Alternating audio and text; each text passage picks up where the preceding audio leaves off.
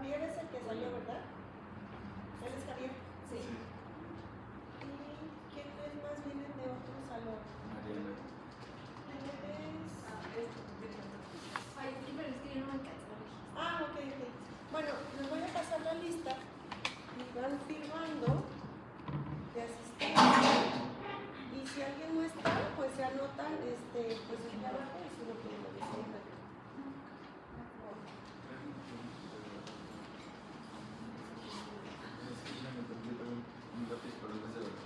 ¿Dónde? No, te dice que como una pluma de verdad. Yo traigo una, pero no es de verdad. No, sí, con Free cheese. Bueno, entonces vamos a ver el repaso de gastro. Para los que no vinieron la vez de respiratorio, pues bueno, hacemos como un repaso de todo lo que hemos visto hasta ahora, pero bueno, obviamente muy sintetizado, muy resumido, demasiado. Pero como de este es todavía más que respiratorio, lo enfoqué pues en lo que, digo, no quiere decir que nada más se va a ver en el examen, ¿verdad? Obviamente, pero pues sí está como enfocado a lo que probablemente pues ocupe la mayor parte de lo que vamos a ver, bueno, por eso les voy a preguntar. Y ¿qué más les iba a decir? Sí, pues sobre todo está enfocado en esto y está muy resumido. Obviamente es nada más para completar lo que ustedes pues se supone que están leyendo en su casa, lo que han estado estudiando. Y pues bueno, obviamente en clases pues lo vemos ya más detallado, ¿verdad? Entonces aquí ya es algo muy general. Entonces primero, así como muy rápido, lo más importante de anatomía pues va a ser todo lo que son las capas, ¿verdad? Esas ya las estuvimos revisando, que empezaba por la mucosa, submucosa, la capa muscular y por último la serosa. Acuérdense que de la mucosa, pues bueno, ahí es una capa de epitelio que todo el tiempo se está regenerando, se está recambiando y que ahí es donde van a estar todas las células más importantes que se encargan tanto de secreción como también de absorción. Y lo que sigue en la submucosa, acuérdense que ahí lo importante pues es en parte toda la circulación que tenemos ahí, todo lo que es absorción de nutrientes, digamos toda la circulación y la inervación está en esta capa y por lo tanto pues en el plexo submucoso tan importante. Y en la capa muscular, acuérdense que todas tienen esa capa de músculo circular, longitudinal y solamente el estómago pues es el que tiene ese extra que es oblicuo. Y ahí vamos a tener el plexo mientérico. Y bueno, la serosa pues ya nada más es la parte más externa. ¿El mientérico es el mismo que el de mesa? Sí, miren, acá no trae. No, o sea, submucoso de Meissner y mientérico de Auerbach. O sea, puede ser de las... En el examen puede venir pues, de cualquiera de las dos formas que te pregunten, que te lo ponga como plexo submucoso de Meissner o plexo mientérico de Auerbach. ¿Y cuál término le gusta a usted más? No, es que no sé que me guste. Es que pues así se desnombra, en los libros lo vas a encontrar. Si usted fuera una, ¿cuál sería? Si usted lo hiciera el examen. Pues pensando en que luego ustedes a lo mejor no son muy buenos para aprenderse los nombres, pues mejor el primero, porque así ya saben que está en la submucosa y ya sabes que pues se encarga de las secreciones. Y el mientérico viene de músculo y se encarga de las contracciones o movimientos. Porque a lo mejor Meissner y Auerbach pues es más complicado a lo mejor que te lo confunde. Luego lo confundo, ¿sabes? Porque como este es con M, se van por la M de mientérico. Entonces, pues bueno, está bien. Así va a ser su mucosa y mientérico.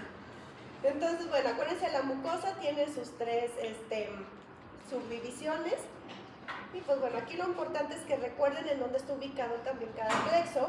Y ya si ustedes se acuerdan en dónde está ubicado, pues ya es más fácil saber que este es el de que regula secreciones y este regula todo lo que son movimientos. Bueno, esta imagen ya la habíamos visto en clase. Vemos cómo el mientérico y el submucoso están entre ellos comunicados, ¿verdad? Por interneuronas. Pero bueno, aparte que trabajan de forma independiente, o O sea, no necesitan en algunos momentos, por ejemplo, tener conexiones, pueden trabajar de forma local, pero vemos como también sistema nervioso autónomo y sistema nervioso central pues también va a tener ahí comunicación con ellos para poder pues desencadenar respuestas relacionadas ya sea con estímulos que se dan a nivel local o estímulos que provienen, ¿verdad?, de otras vías. Entonces aquí vemos claramente cómo el mientérico a través de motoneuronas se encargan de la parte del movimiento y cómo en este caso el submucoso tanto también a través de motoneurona como neurona sensitiva, porque decimos este es el que se encarga de la parte de secreción. Y motoneurona, en la parte de secreción, sobre todo no tiene que ver con movimiento, sino más bien como para permitir precisamente que las células puedan movilizar estas vesículas que van a permitir la liberación pues, de ciertas sustancias. Entonces esa es la comunicación que se da. Acuérdense que decíamos que el sistema nervioso entérico es como un cerebro ahí propio, ¿no?, que tiene el sistema gastrointestinal. ¿Qué tipos de regulación neural? Porque acuérdense que hay regulación hormonal, regulación neural. Entonces tenemos los reflejos intrínsecos, que también, bueno, ahí no es de que como me gusta, sino que los intrínsecos, su nombre lo dice, están dentro, se desencadenan dentro, en este caso del sistema gastrointestinal. También puede ser, pero en el libro viene como circuitos locales o cortos, que están ahí dentro, no van a recorrer grandes distancias. Entonces aquí obviamente todo tiene que ver y todo va a estar regulado estos intrínsecos por el sistema nervioso entérico. Entonces conecta y transmite información también en contacto, como veíamos en la imagen anterior, con sistema nervioso simpático y parasimpático, que viene de autónomo, ¿no?, que es el que va también a tener efectos sobre gastrointestinal. Y bueno, ya vemos que el entérico y su mucoso. Entonces este tipo de reflejos cortos pues son a nivel local, es decir, que se desencadenan dentro del mismo tracto digestivo. Incluso, como decíamos, puede ser en ausencia del mismo sistema nervioso autónomo, ellos solos se pueden regular. Y más adelante vamos a ver bajo qué condiciones. Entonces, ¿cuál sería lo más, digamos, un ejemplo para que ustedes lo recuerden, algo ahí local? Pues cuando nosotros empezamos a ingerir comida, que empieza la distensión, ¿verdad?, tanto del estómago como a lo mejor, por ejemplo, de duodeno, donde ya empieza a llegar el quimo. Esto activa mecanorreceptores, ¿verdad? Ahí acuérdense que hay neuronas que son muy sensibles a este estiramiento y por lo tanto esto va a desencadenar una contracción ahí local a nivel del músculo liso para permitir la peristalsis, ¿no?, la propulsión ahí de todo el contenido. Y esto es gracias al plexo mientérico que está regulando a través de motoneuronas. Entonces vean, este es un ejemplo ahí local. El otro tipo de reflejos pues son los extrínsecos o largos, estos sí ya recorren distancias más largas, como su nombre lo dice, y este va a estar regulado principalmente por sistema nervioso autónomo, ¿verdad? Acuérdense que tiene sus dos divisiones, simpático-parasimpático. Y bueno, en el simpático, acuérdense que este se encarga de inhibir la motilidad y la secreción digestiva, es totalmente inhibitorio. Y pues bueno, sobre todo lo hace a través de estas vías, el médula espinal a nivel de T8 y L2. El parasimpático, al contrario, es totalmente excitatorio, es el que estimula tanto motilidad como secreción, y esto lo hace a través de esos estímulos enviados por el nervio vago y también por nervios ahí pélvicos. Acuérdense que nervio vago es toda la primera porción, ¿no?, toda la parte más proximal del tubo digestivo, y pélvicos pues ya sería más en la región, por ejemplo, de recto, de ano, ¿verdad?, ya más relacionado con la parte de evacuación. Entonces nada más esto sí es bien importante que tengan las dos, digamos que recuerden muy bien cuál es el que inhibe y cuál es el que estimula. En este caso, por ejemplo, vamos a ver que en ciertas regiones del tracto digestivo, parasimpático decimos que siempre va a tener como un tono basal, porque siempre vamos a necesitar que haya secreción de saliva, también de enzimas digestivas, pero en un tono basal. Entonces, por ejemplo, cuando empiece el proceso de la digestión o bueno, de la ingesta, todavía va a aumentar un poquito más esos estímulos y pues se va como que a disminuir. Y cuando necesitamos que se inhiba, más bien prevalece porque baja ese tono, digamos, basal con el que siempre está operando. Entonces es como un equilibrio que hay entre los dos para permitir cada uno pues, de los efectos que van a llevar a cabo. Y bueno, ¿qué neurotransmisores y neuromoduladores son muy importantes en esta parte de regulación neural? Pues bueno, acuérdense que acetilcolina, si estimula motilidad y secreción, entonces ¿de quién es este neurotransmisor? ¿Con quién está operando? Con el parasimpático. Entonces acetilcolina es el neurotransmisor característico del parasimpático porque es el que se encarga de estimular toda esta cuestión. Y noradrenalina, por lo tanto, pues va a ser el del simpático, ¿verdad? Porque es el que inhibe motilidad y secreción. Entonces, cuando tenemos liberación de noradrenalina por esta vía, pues bueno, es que tenemos esa inhibición. Y serotonina, acuérdense que sobre todo no es tanto a nivel de sistema nervioso central, o sea, no forma parte de estas vías largas o de reflejos largos, sino que es más bien ahí a nivel del sistema nervioso entérico, ¿verdad? Regula motilidad y secreción, pero localmente. Porque acuérdense que decíamos que serotonina, casi más del 90%, se va a producir a nivel del tubo digestivo, ¿verdad? Porque acuérdense que viene de un aminoácido que viene en la dieta, del triptofano, entonces por eso esta tiene producción ahí a ese nivel.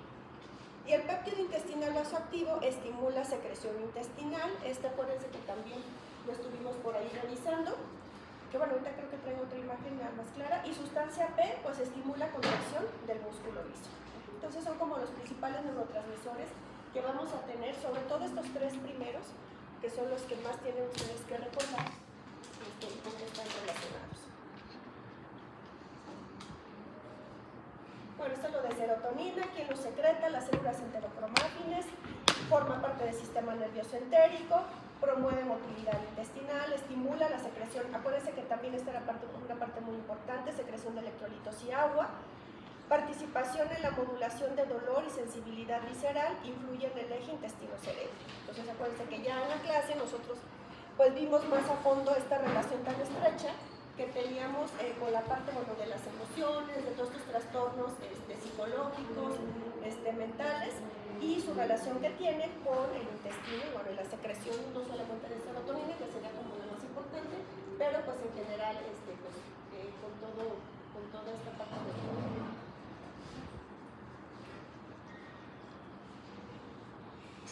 También acuérdense que serotonina actúa sobre sus receptores que están ahí distribuidos a lo largo de todo el tubo digestivo.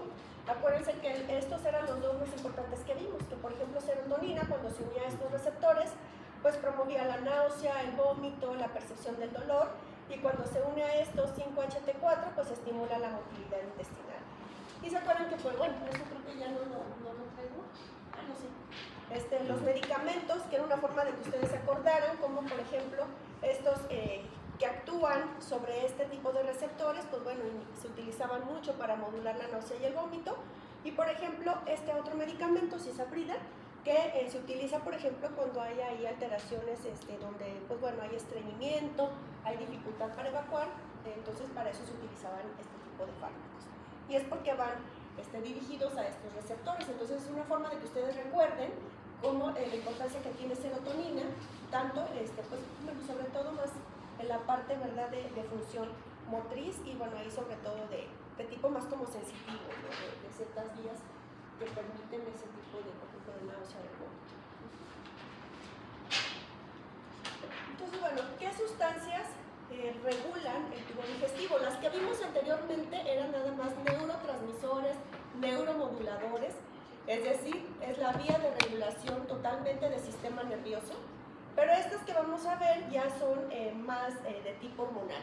De aquí en adelante ahorita va a ser puras hormonas. Entonces, bueno, la primera, que es la gastrina, bueno, en general, bueno, estas 5 son las que, o las, digamos, únicas hormonas que pues se conocen, que se liberan a nivel de la mucosa intestinal y que van a tener efecto sobre el tubo digestivo. La primera pues es gastrina, ahí se los pongo. ¿Quién la libera? Las células G, sobre todo en el antro, ahí a nivel del estómago. Y esta se va a liberar, digamos, como efecto cuando hay una distensión, ¿verdad? Cuando ya empieza a entrar ahí el alimento, todo este quimo que ya pasó por la deglución, etc. Entonces llega, se distiende y esto ocasiona que estas células empiecen a secretar gastrina. También la presencia de aminoácidos, por estimulación vagal, también puede ser que se libere, pero sobre todo, digamos que el estímulo más importante es de este tipo, por distensión. ¿Qué efecto va a tener? pues como se está liberando a nivel del estómago, digamos, como efecto, como consecuencia de que ingresó ya el alimento ahí que va parcialmente digerido, pues lo que va a hacer es que va a aumentar la secreción de ácido clorhídrico. Que recuerden, bueno, si no ahorita luego, ¿se acuerdan quién secretaba principalmente el ácido clorhídrico? Ahorita más adelante, pero ¿se acuerdan? ¿Quién? ¿Qué células? Células. Las parietales son las que liberan ácido clorhídrico. Entonces, obviamente, gastrina va a actuar localmente a esas células para que liberen ácido clorhídrico. Entonces lo hace por eso cuando ya hay presencia de un alimento que se tiene que digerir. Y se va a inhibir cuando ya hay un aumento. Si se fijan, aquí ya vemos un asa de retroalimentación negativa. Empieza a incrementar mucho la cantidad ahí de ácido y esto a su vez va a inhibir a estas células para que dejen de liberar gastrina. Porque acuérdense que ya cuando pasa el duodeno, pues ya también se tiene que amortiguar un poquito esa acidez, pero ahorita vamos a ver también que bicarbonato proveniente de páncreas es el que va también a amortiguar. Y también se ve inhibida por somatostatina. Acuérdense que somatostatina va a ser la hormona que va a inhibir toda esta secreción. La otra sustancia es la secretina, que esta, bueno, la libera las células S, es muy fácil de recordar. Y este es cuando el quimo ya llega al duodeno. Entonces, bueno, cuando ya el quimo, que está muy ácido, llega ya al duodeno, esto va a activar esa liberación por estas células y también por la presencia de ácidos grasos. Entonces tenemos tres cosas, ¿verdad? Ingresa el quimo al duodeno, ya hay una distensión ahí. Aparte sensa que va pues con mucha cantidad de ácido proveniente de esa secreción a nivel gástrica, ¿verdad? Por el ácido clorhídrico que quedó ahí todo dentro de ese quimo. Y también por alimentos con alto contenido de grasas. Y esta secretina lo que hace es que estimula, acuérdense muy bien, la liberación del bicarbonato, es decir, va a estimular la secreción pancreática, ¿no? Del jugo pancreático. Y sabemos que el jugo pancreático pues tiene alto contenido en bicarbonato. Entonces, esto lo que hace es, como hay ese aumento de esa acidez, pues estimula para que el bicarbonato venga y amortigue este pH. Y bueno, ¿quién lo va a inhibir? Pues la secreción de ácido clorhídrico, es decir, cuando hay un incremento en esta acidez, pues bueno, inhibe por ahí. ¿Y quién va a aumentar? Pues bueno, y secretina aumenta también el efecto de CCK. Porque ¿se acuerdan CCK qué hace? Bueno, sí, es esa, que sería el efecto que tiene en relación a la saciedad y en relación, por ejemplo, a la digestión. Ahí, ¿qué hace CCK? Ajá, exactamente. Estimula la contracción de la pared de la vesícula, estimula la secreción de bilis y por lo tanto, pues bueno, esto tiene que ver con la presencia de esos ácidos grasos también que están incrementados. Entonces, bueno, es como hay también una relación tan estrecha que hay entre secretina con la presencia de ácidos grasos y la liberación de CCK, entonces como que potencia su efecto. ¿CCK potencia el efecto de No, secretina va a aumentar el efecto. Aumenta, o sea, ya se secretó CCK, pero la presencia de secretina va a hacer que esta pues como que aumente más su efecto, que sea como que está así su acción. Bueno, esta sería la siguiente, que ahora sigue la CCK, que es la otra también que es importante.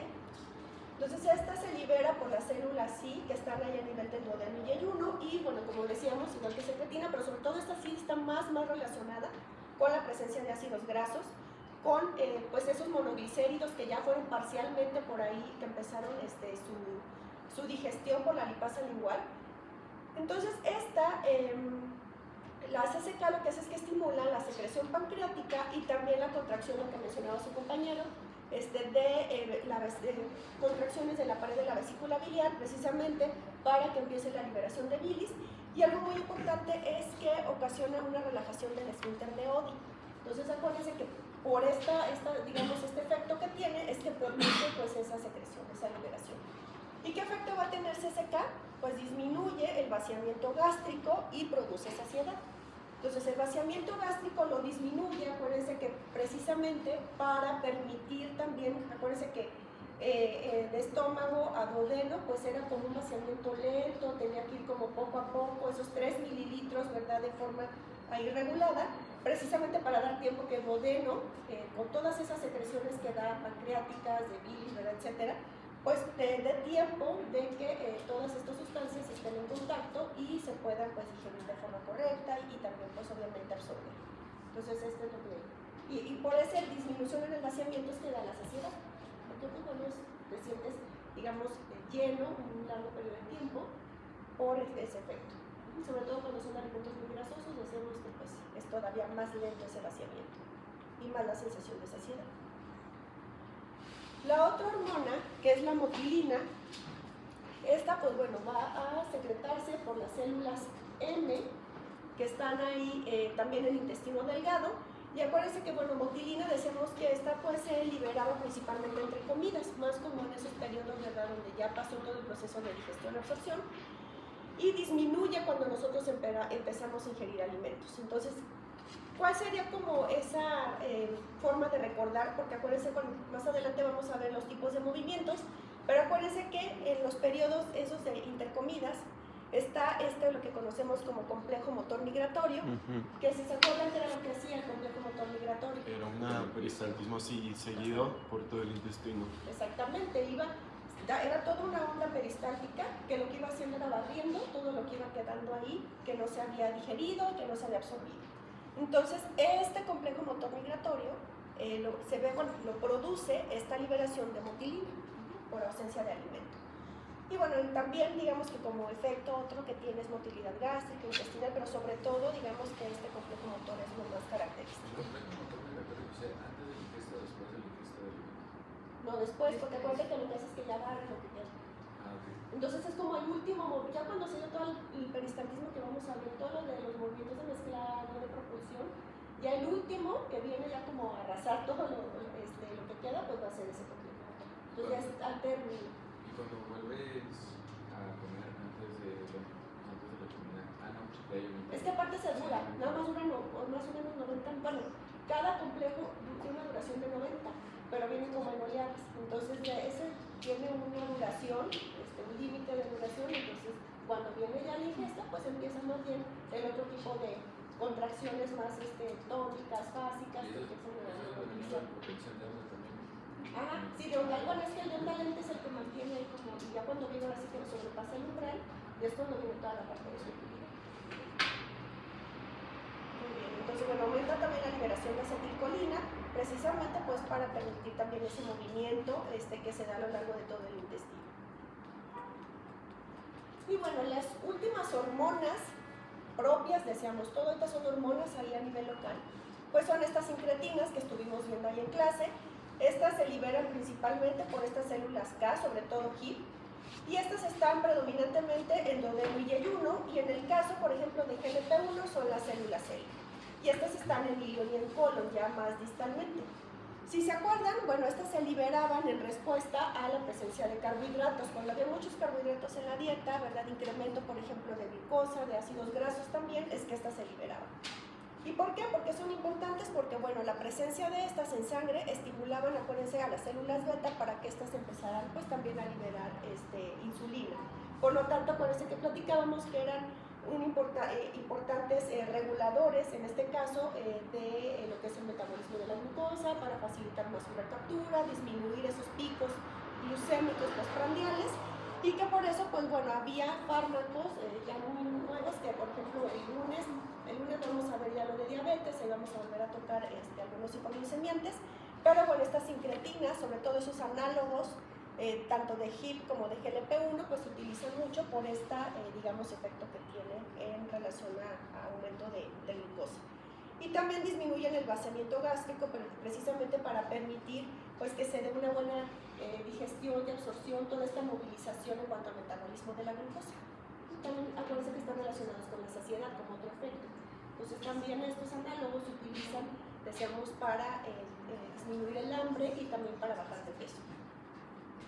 Entonces bueno, son esos dos importantes, las dos incretinas, estas se las tienen también que saber muy bien.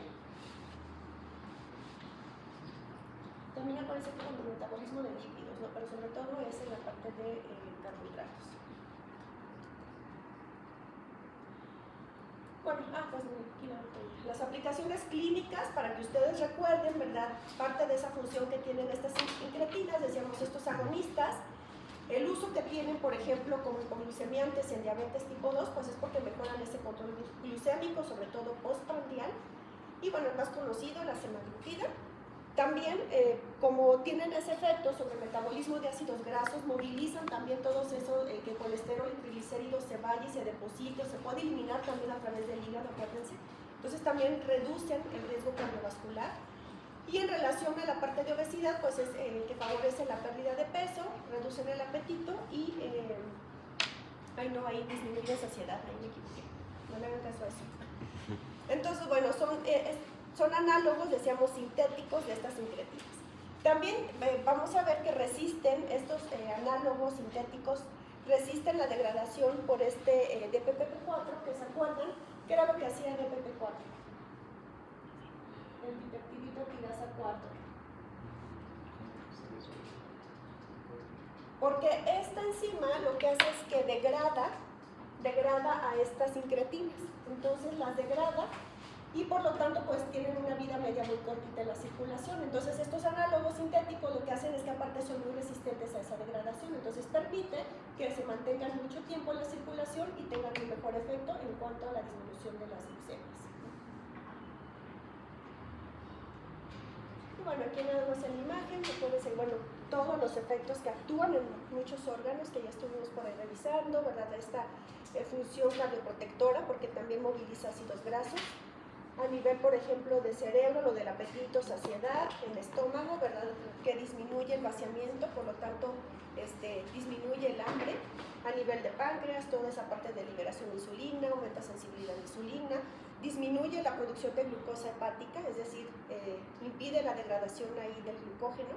Y a nivel de músculo, de músculo y de tejido adiposo, pues aumenta la recaptura, aumenta esa sensibilidad que tienen estos tejidos a la insulina y por lo tanto, pues eso es lo que disminuye estas hiperglucemias que se pudieran dar.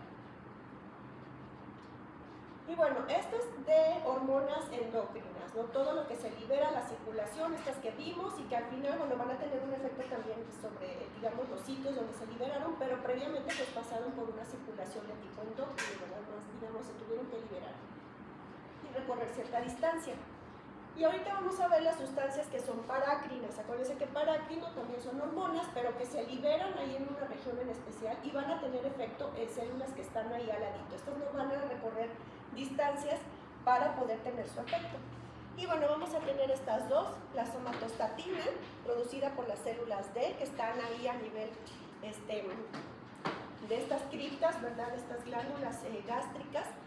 Y se libera por estímulo cuando hay un incremento, en este caso de la acidez, es decir, cuando se empieza a producir mucho ácido clorhídrico, entonces lo que hace es que inhiben esta secreción. Y esto, bueno, va a tener, lo que les decía, somatostatina prácticamente también es que siempre la recuerden como una hormona inhibitoria, ¿no? Va a inhibir toda la secreción de hormonas a nivel intestinal. Y la histamina, esta se libera por mastocitos que están ahí también a nivel de estas criptas en la mucosa gástrica, son parte de estas células epiteliales, y lo que hacen es que aumentan la secreción gástrica de ácido clorhídrico. Entonces, somatostatina la inhibe y la histamina lo incrementa. Y bueno, los efectos ahí parácrinos que tienen estas dos hormonas, que también ya las habíamos revisado por ahí en clase, ¿verdad? Decíamos, bueno, ingresa, ya hay el alimento, empieza todo. Acuérdense que desde aquí ya vienen también estos reflejos de prealimentación, donde incluso con solamente oler la comida o verla, pues bueno, ya está desde antes preparándose todo tracto gastrointestinal para recibir. Entonces, bueno, ya ingresa el alimento, empieza ahí esa digestión inicial, que se da tanto de carbohidratos como de los triglicéridos, por la lipasa y la amilasa al igual. Entonces llegan parcialmente digeridos y este ingreso que se da de aminoácidos, y bueno, aquí lo ponen nada más de aminoácidos, pero en general pues sabemos que en la dieta traemos todos los componentes. Entonces acuérdense que esta distensión, pues bueno, va a activar ahí a una neurona sensitiva que va a ver cómo se está estirando esta pared intestinal o esta pared gástrica. Y esto, pues bueno, va a ser un efecto ahí local que va a activar a las células G liberan gastrina. Gastrina va a ir a actuar, acuérdense, ya lo vimos hace rato, en las células parietales para que liberen ácido clorhídrico, que ahorita vamos a ver cómo es que se da esta liberación. Y este incremento de acidez, cuando ya empieza a hacer, digamos, niveles, acuérdense que tiene que llegar a un cierto pH de 2 a 3, pero bueno, cuando esto ya, digamos, necesita, digamos que contrarrestar esta acidez, pues bueno, viene esta asa de retroalimentación negativa que va a activar a las células D para que libere somatostatina, y somatostatina va a inhibir pues la secreción de este ácido clorhídrico. Entonces, bueno, aquí vienen por ejemplo las células también principales. Prácticamente, si se fijan, somatostatina va a inhibir a todas, ¿no? Célula parietal, célula principal, obviamente células también G. Y acuérdense que las células principales pues son las que liberan pepsinógeno. Pepsinógeno en su forma inactiva, y este ácido clorhídrico permite que este se active a pepsina. ¿Y este qué hacía? ¿Pepsina qué hace? ¿A qué? Todo lo que son las proteínas. Y pues bueno, sería así como todos estos efectos. Bueno, histamina, que decíamos, histamina más bien lo que hace es estimular la liberación de ácido gástrico. Vean aquí también cómo tenemos esa comunicación tanto del sistema nervioso central por vía del nervio vago, que también va a tener estímulos sobre estas células, y localmente por el plexo entérico. ¿Por qué aparece que gastrina afecta directamente la célula parietal? Después aparece que histamina también a la célula parietal. ¿De qué depende que le pegue primero a la célula o que llegue histamina y la histamina a la célula parietal? A ver, ¿cómo? Bueno, es que por ejemplo, que le pegue y que, a ver, no te... O sea, ese estímulo, bueno, está en la célula G, sale gastrina. Si se libera gastrina, ¿ok? Y la gastrina llega, sí tiene que llegar a las células paretales, pero ahí se ven dos formas en las que puede llegar, que llega directamente Sí, es que tiene... ahí que le da la histamina, o llega directamente a la célula paretal. ¿De qué depende que llegue histamina? Sí, miren, si se fijan, efectivamente, células parietales tienen 3 vías que las puede estimular. Una vía que depende de gastrina directamente, y otra vía indirecta de gastrina, porque gastrina primero va a estimular más bien la liberación de histamina. Y vemos la otra vía pues neural, ¿no? También por sistema nervioso parasimpático. Entonces, bueno, ¿de qué depende? Pues realmente, bueno, como ya hemos platicado otras veces y con otros mecanismos, no nada más en este. Aquí es donde vemos claramente, pues bueno, esa redundancia del organismo. Siempre vamos a, en este caso, todo lo que son como funciones vitales y a lo mejor otras que no son tan vitales, pero son importantes, en este caso la digestión, pues bueno, se tiene que asegurar por varias vías para que esto pues se lleve a cabo, ¿no? Y se pueda dar pues toda esta acidez que es básica para que se pueda, una acidez que es muy importante para la digestión, ¿no? Entonces, ¿de qué depende? Pues ahí realmente pues te digo, o sea, todas están trabajando al mismo tiempo. Ahí, por ejemplo, fisiológicamente, pues bueno, ahí todas activan, ¿no? Pero por ejemplo, si nos vamos a que hay por ejemplo, un problema ahí, no sé, de gastritis, de úlcera, ¿verdad? Una hipersecreción ahí de ácido, y donde, por ejemplo, tú le das un fármaco al paciente, pues a lo mejor hay fármacos que no son muy específicos, que únicamente van, o más bien que son muy específicos y que van dirigidos, por ejemplo, a inhibir una vía, pero vas a tener otras. Entonces ahí es donde más bien entra, digamos, como el problema de saber realmente cuál es la que prevalece. Siempre va a haber una que prevalece más, no te sabría decir en este caso cuál, porque también, por ejemplo, digamos que, o más bien, fíjate, se presentan todas, pero más bien, digamos, en tiempo sí hay diferencia, porque obviamente la que primero va a actuar, la que va a hacer a lo mejor un efecto más rápido, pues va a ser la de efecto parácrino, ¿no? Que están aquí. Y ya si vemos este efecto que ya más de tipo extrínseco, más de digamos que proviene del sistema nervioso, pues va a ser más tardado. Ajá, a lo mejor más bien no es que, o sea, que depende de una de otra, yo te diría, pues más bien todas están estimulando, pero más bien hay unas que inician de forma rápida, local, y otras un poco más tardado. Y por ejemplo, también de lo que te digo, cuando hay fármacos, pues te van a inhibir unas, si tú quieres disminuir la acidez en el paciente, pero van a haber otras que van a seguir estimulando pues esa vía.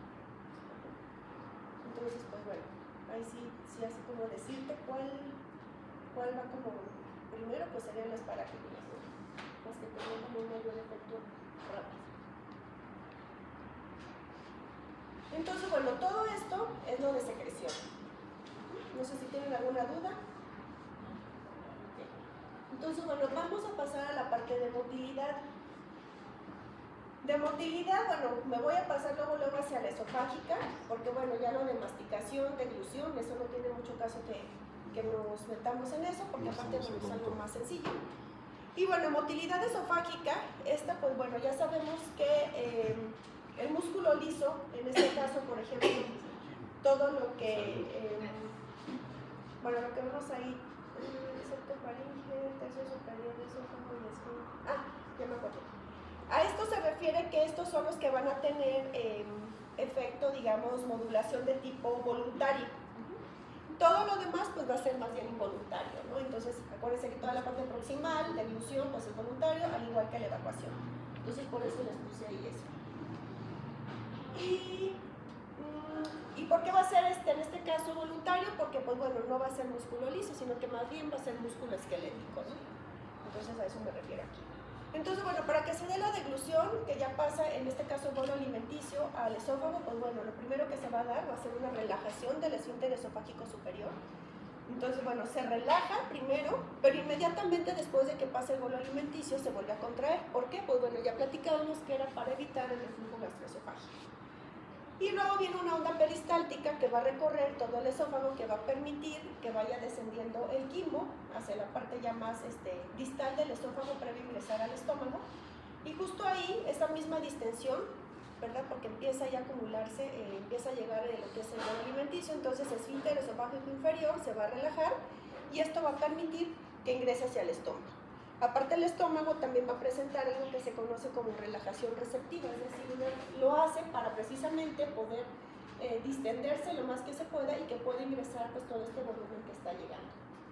Y acuérdense que bueno, el paso de la deglución y a lo largo del esófago, acuérdense que decíamos que era muy rápido, era de segundos, entonces por eso el estómago, acuérdense que decíamos que es como una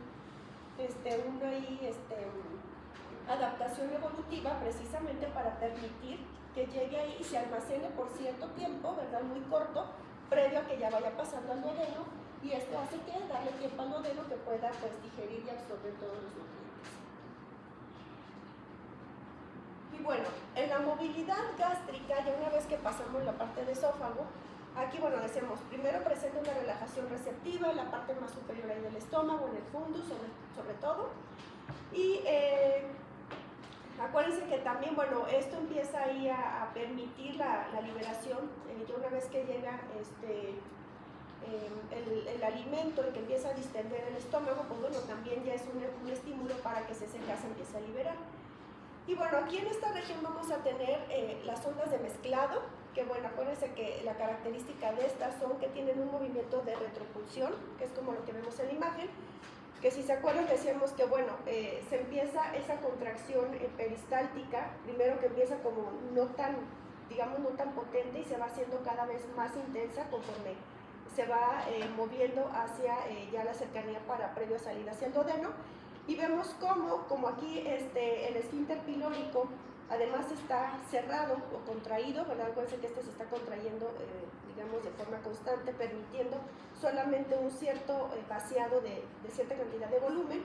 Entonces, cuando se contrae, y también tenemos contracciones que se dan a nivel del cuerpo, vean, entonces eso es lo que hace, que viene con fuerza este alimento, choca con este esfínter que está contraído y hace ese movimiento de retropulsión. Y cuando viene la relajación, pues bueno, ya es cuando tenemos pues esa salida, digamos, ahí regulada, que conocemos como vaciamiento gástrico. Y pues bueno, toda esta movilidad a nivel del estómago pues se ve aumentada por estimulación del nervio vago y se disminuye con la estimulación del sistema nervioso simpático. Entonces acá parasimpático aumenta y simpático disminuye ahí esas contracciones. Y bueno, acuérdense, importante, en el ayuno, pues ese complejo, ¿verdad? Ese complejo migratorio, estimulado por motilina, que también se va a dar cuando ya pasó todo el proceso. Tengo una pregunta, doctora. El complejo motor migratorio también pasaba en el estómago, ¿verdad? Sí, en el estómago, ajá, por eso se los pongo en aquí. nuestro examen nos pusieron que la respuesta correcta. ¿Ya tuvieron examen ustedes? Sí, ya. ¿En serio?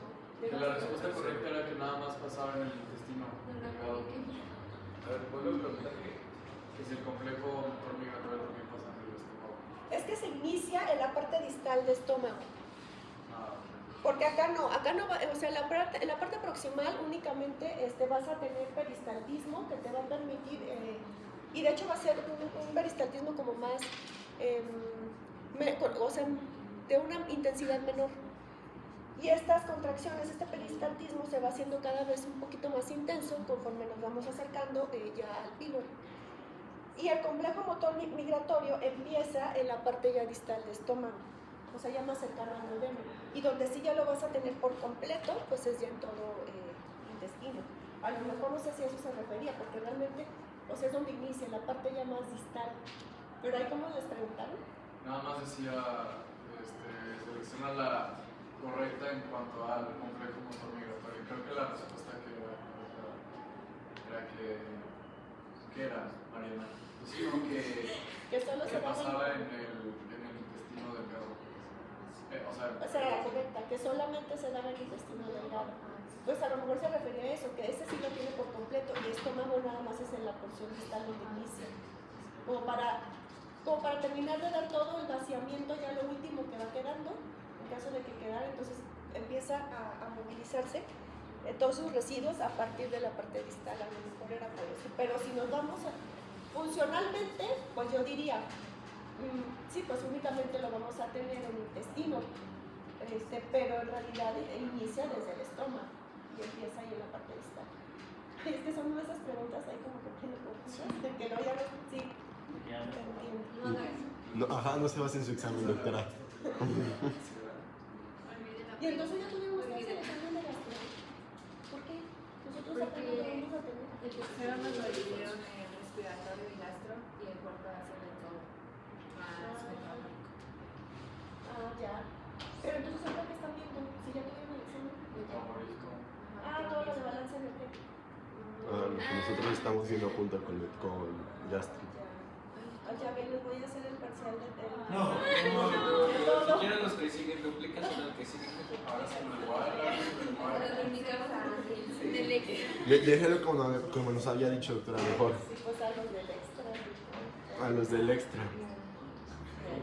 No, pero nosotros vamos a ver los dos temas en un examen, ¿no? ¿Verdad? Vamos a ver esos dos temas en un examen, ¿no? Esos dos capítulos en un examen. Sí, en el examen, en el parcial que vamos a tener, que es el tercero. No, nomás tienes el ordinario. Bueno, es que sí, no, el ordinario de ustedes va a venir capítulo 21 y 22, así es como habíamos quedado. Ok. Y ya los del extra, pues ahí sí va a venir todo. Los del extra. Todo, sacario, sí, es que por la teoría, pues sí, el ordinario debe incluir todo. De hecho, sí, eso lo hemos platicado en un inicio con el doctor Víctor y con el doctor Ricardo. Pero el problema es que, sí me acuerdo que comentaron, el problema es que esos dos parciales, entonces ustedes los tuvieron súper seguida. O sea, tuvieron el de respiratorio Es y que que no fue como a la parcial. semana tuvieron el otro, ¿cómo? Sí. Me imagino, ¿no? Pero no era todo gastro lo que les pusieron en el examen, ¿no? Una parte. Sí, lo alcanzaron a ver todo en una semana. Eso es rápido. ¿Y en ese cómo les fue? En ese de gastro. Pues es que sí, estábamos sentados, no les dio mucho tiempo de estudiar. Estaba más difícil que respiratorio. Bueno, sí, es que gastro es Sí, todo. En el respiratorio recuperamos todo. Y entonces, ustedes están en el mismo salón que son de la? Del BR. Y por ejemplo, ¿tú cómo vas en las calificaciones? ¿Cómo vas? Pues pasé para un. Apenas, o sea, pero con 7 o así 6 puntos ya. Necesito 7 ¿Y tú, Javier? 7-2. No, pues sí, digo, también es como que. No, pues ese tiempo. Bueno, ustedes también, no se confían. Por aquí hay algunos que también están así como que corren peligro, ¿eh? Entonces, bueno, en movilidad ahora gástrica, que ya del estómago, ¿verdad? Ya nos pasamos ya más al estómago, entonces en la parte distal ya habíamos comentado, ¿verdad? Lo de vaciado gástrico, el vaciamiento, que esto se da en la porción, decíamos, la porción inferior del estómago se empieza a contraer de forma cada vez más potente y esto también al mismo tiempo pues hace que estimula para que el esfínter pilórico pues pueda empezar ahí a relajarse, ¿no? Y acuérdense que las grasas pues inhiben toda esta parte de movilidad gástrica por las SK y también por el exceso de acidez. En el caso de movilidad del intestino delgado, aquí el sistema nervioso parasimpático, ya habíamos dicho, lo aumenta, sistema nervioso simpático lo disminuye, y aquí vamos a tener también, bueno, en este caso 3 tipos de movilidad, a diferencia, por ejemplo, de estómago, que decíamos que era el de mezclado, pues también ahí, que es el de retropulsión, el peristaltismo y el inicio del complejo motor migratorio. En el caso de intestino delgado vamos a tener lo que es el movimiento de segmentación, que acuérdense que aquí eran estas contracciones, que también eran de mezclado, que serían estas de acá, que bueno, decíamos que van a ser más rápidas en duodeno y conforme ya pues se iba haciendo ya distal, pues iban haciendo cada vez más lentas. Entonces acuérdense que en este caso, bueno, teníamos que se daba una contracción en un segmento, ¿verdad? O en una región, en este caso del intestino delgado. Eso hacía que el alimento se dirigiera, digamos, hacia una parte hacia atrás y otra hacia adelante, pero inmediatamente después esta porción que era la receptiva, o que se relajaba, empezaba unos segundos después una contracción, y esto hacía que, bueno, ahora se moviera en sentido retrógrado, ¿no? Entonces esto es lo que permitía pues ese mezclado. Pero acuérdense que pues bueno, se están dando, por eso es por segmentos, ¿no? Entonces esto es lo que permite que se esté contrayendo, relajando, y esto hace ese movimiento retrógrado de una porción y anterógrado en la parte receptiva. Y lo que era el movimiento de peristalsis, aquí eran contracciones que permitían, en este caso, ya el avance del quimo. Y este sí está modulado principalmente por sistema nervioso entérico. Entonces aquí lo único es que justo detrás del bolo, pues se van dando contracciones, y esto va permitiendo que se vaya impulsando. No se dan aquí de forma alternada, que es lo que permitía el mezclado. Y en el caso del complejo motor migratorio, se inicia en la parte distal ahí del estómago, abarca todo la parte del intestino delgado hasta su completa expulsión. Y decimos, esta contracción se va dando tiene una duración de entre 90 a 120 minutos, pero bueno, se daban varias que iban permitiendo todo ese barrido de lo que iba quedando, y al final, si se fijan, es el de, digamos, el de más tiempo de duración, hasta que prácticamente termina de eliminar la gran cantidad de lo que no se digirió. Entonces más o menos duran de 3 a 5 horas, ahí ya va a depender, pues bueno, también de, digamos, del tipo de alimento y de cada individuo. ¿Puedo volver a explicar las diferencias? ¿Las diferencias de quién? O sea, por ejemplo, ¿cuál es la diferencia de la peristalsis y...? Es que la segmentación lo que hace es el mezclado. Segmentación es el mezclado. Así nomás lo que es esto. Y ya lo aplasta, ¿no? Y peristalsis nomás. Nada más es avanzando. ¿Se acuerdan que les decía que era como una pasta de dientes? Que tú vas ese es el de propulsión, que es el de peristalsis, y este es de mezclado. Es como si la pasta tú la aprietas de un lado y luego le estás haciendo así. Bueno, y cerrado, O las tiras de lo chips. estás mezclando. Y este nada más es de propulsión. Este es la peristalsis, que sería la diferencia. Y el Ya CMM. ven al final, cuando ya pasó toda la parte de obsesión, nada más ok. lo que quedó ahí, pues ya lo va arrastrando. Como que lo cepillas y se Ándale, sí, lo va es lo que quedó. Sí, lo va así para terminar de sacar, ¿verdad?, la mayor parte de lo que quedó. Entonces, bueno, eso sería, y esto se da en el intestino delgado. También acuérdense, por ejemplo, aquí, nunca olviden la parte de esa capa muscular. Acuérdense que el músculo circular lo que hace es que disminuye, esas contracciones se dan gracias a esa capa de músculo. El músculo circular disminuye en cuanto a diámetro. Y el longitudinal es más, es lo que va a permitir porque es el acortamiento. Eso contra el estirado. Perdón, quizás no es votación, pero respecto a lo de la participación, vamos a tener algunas actividades en clase para Y el horno. Eso ya luego lo ahorita estamos con el repaso. Oigan, y ya al final se nos queda tiempo porque son un montón de diapositivas, no vamos ni a la mitad. Entonces ya si al final nos queda tiempo, les digo. Entonces, bueno, la motilidad de intestino grueso, aquí vemos, bueno, cuando ya llega a nivel, en este caso, del ilion, acuérdense que de ilion, pues bueno, inmediatamente ya venía esta parte de este esfínter iliocecal que permite el paso de este material hacia el colon. Y bueno, ya una vez que llega ahí al ciego y colon proximal, ahí también vamos a tener estos movimientos segmentarios, que si se acuerdan decíamos que estos movimientos son los que les dan esta apariencia, ¿verdad? Así como de rosario, que son las austrias. Y tenemos también movimientos en masa, que son los más característicos de intestino grueso. Estos movimientos en masa, pues es lo que permite también que vaya avanzando todo ese material, que prácticamente, acuérdense que en el intestino grueso ya nada más va a haber, ya no va a haber tanto bueno, sí va a haber absorción de agua, de electrolitos, y de digestión, sobre todo acuérdense que es por bacterias. Entonces, bueno, este movimiento en masa es el más característico. Y vemos como ya en la parte distal, ya lo que es el recto y el conducto anal, en este caso, bueno, cuando empieza a ver ya empieza a acumularse en esta parte distal, ahí toda la materia fecal, esto es un estímulo para que el esfínter anal interno se relaje y que este acuérdense que es involuntario, y el externo que si es voluntario, pues bueno, ese es el que ya va a ser parte del reflejo de la defecación. El movimiento las segmentarias es el mismo que dijimos hace rato, ¿verdad? ¿O no? Sí, es por segmentos también, permite también, digamos, hasta cierto punto algo de mezclado, pero sobre todo para permitir que vaya un poco ahí, bueno, absorción de agua sobre todo, de la poca agua que haya quedado todavía, y son esos movimientos de segmentación es lo que da esta característica, porque entonces también es como por partes donde se va contrayendo y va permitiendo también el avance junto con los movimientos en masa, que van a ir como permitiendo toda esa, pues que empiecen a avanzar a lo largo de todo el colon. Pero sí son las, o sea, aquí nada más tienen que recordar que es la parte de movimiento segmentarios, en la parte proximal sobre todo, y movimientos en masa, nada más.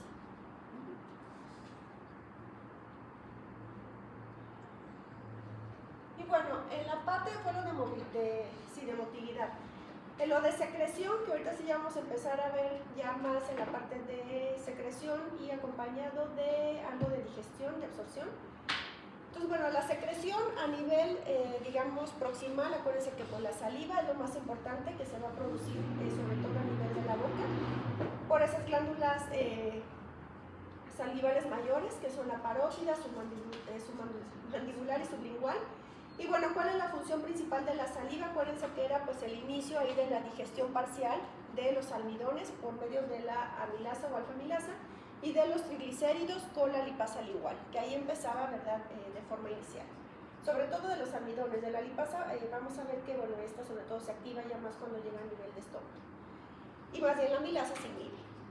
Y bueno, esta secreción va a estar estimulada, al igual que todo, por el sistema nervioso parasimpático y por estos reflejos de prealimentación que inician vía, ¿verdad?, el sistema límbico, hipotálamo, cuando viene, bueno, de la parte del gusto, de la vista.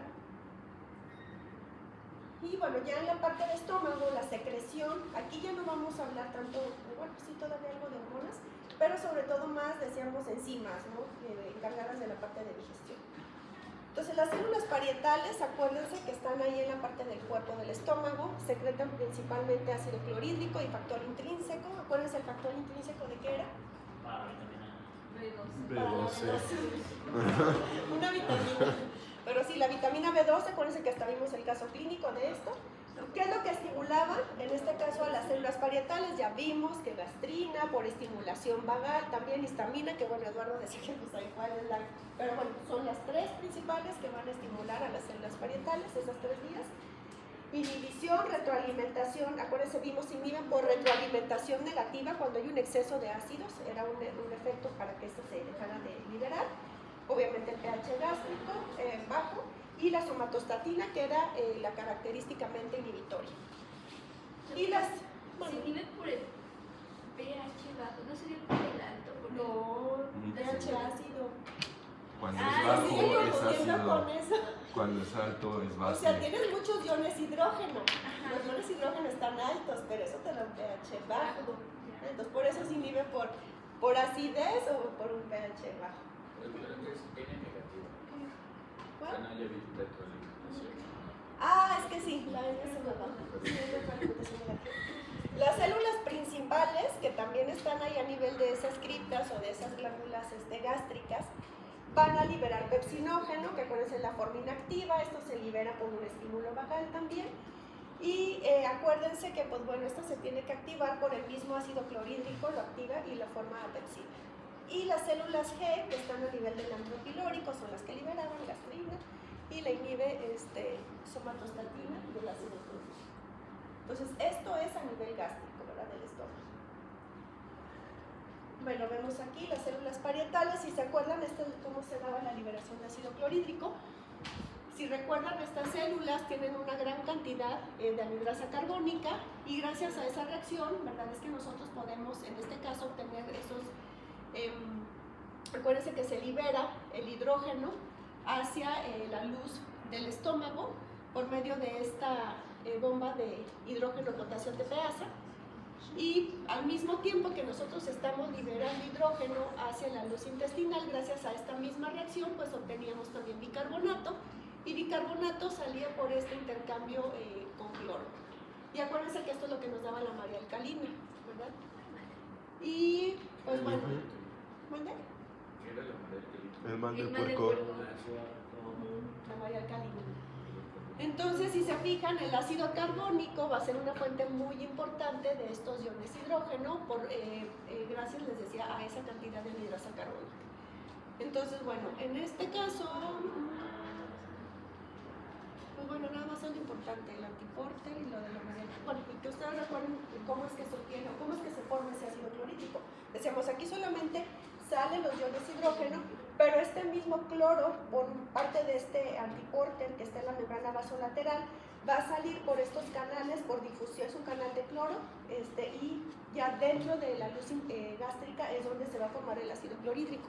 Pero acuérdense que se liberan de forma, digamos, independiente. Sí, la María alcalina, acuérdense eso de que era. Entonces, bueno, la secreción pancreática, que aquí, bueno, las altas concentraciones, bueno, lo que es el jugo pancreático que conocemos va a estar formado por altas concentraciones de bicarbonato, va a llevar también lipasa pancreática, amilasa y proteasas, o peptidasas. Pueden venir de las dos maneras anónimos. Entonces, si se fijan, aquí es donde se va a dar ya la digestión digamos, de la mayoría de todos los nutrientes, estas macromoléculas que vienen en la dieta. ¿Y quién va a estimular esa secreción? Pues bueno, secretina, la CCK y también por medio de acetilcolina. ¿Cuáles son las que vamos a tener principalmente como proteasas o peptidasas? Pues las principales son tripsina, quimiotripsina, que estas ya son su forma activa. ¿Y cuáles peptidasas? Pues bueno, también carboxipeptidasa, aminopeptidasa y dipeptidasa. Y si se acuerdan, pues bueno, el nombre lo recibían dependiendo de qué sitios era donde iban a cortar. Endo, pues era en los sitios, digamos, centrales, la sexo, ¿verdad? Sobre todo en los extremos, ya sea carboxi o amino terminal, dependiendo.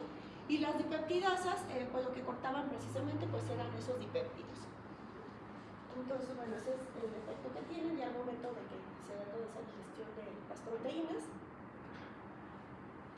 Y la secreción biliar, pues bueno, acuérdense que su principal composición son sales biliares, que tienen esa característica de ser anfipáticos, y esto permitía que dieran el proceso de emulsificación, ¿verdad? Que nada más era lo de que como su extremo, en este caso hidrofílico, pues permite que se empiecen a unir a estas gotitas de grasa, y hace que se disgreguen en gotas más pequeñas, y esto da pie a que, o bueno, permite que la lipasa pancreática pues tenga como una superficie, digamos, para poder actuar sobre estas grasas. Y pues bueno, los hepatocitos producen la bilis, pero acuérdense que la vesícula pues la almacena. Y bueno, ¿quiénes son los que estimulan esa liberación? CCK y acetilcolina. Y acuérdense también algo importante de la recirculación biliar. ¿Se acuerdan qué era eso de la recirculación biliar? Que se como recicla. Ajá, ¿dónde se absorbía? No, por eso no. La parte distal.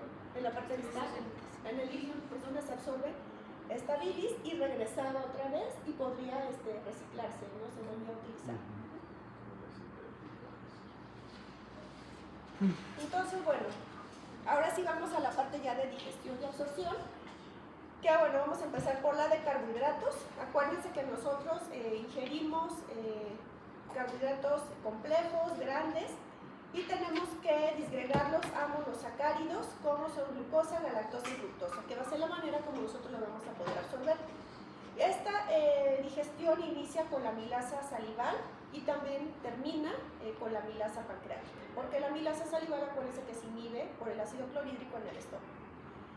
Y vamos a tener aparte estas otras enzimas, ¿verdad? La maltosa, la maltotrioxa y algunas dextrinas que también van a permitir, estas se liberan, acuérdense que todas estas aparte son liberadas a nivel de ribete en cepillo, este que está ahí en las células epiteliales del intestino delgado, y estas son las que van a permitir que se hidrolice todos los demás carbohidratos a glucosa. Acuérdense que prácticamente pues, bueno, todas van a terminar siendo moléculas de glucosa.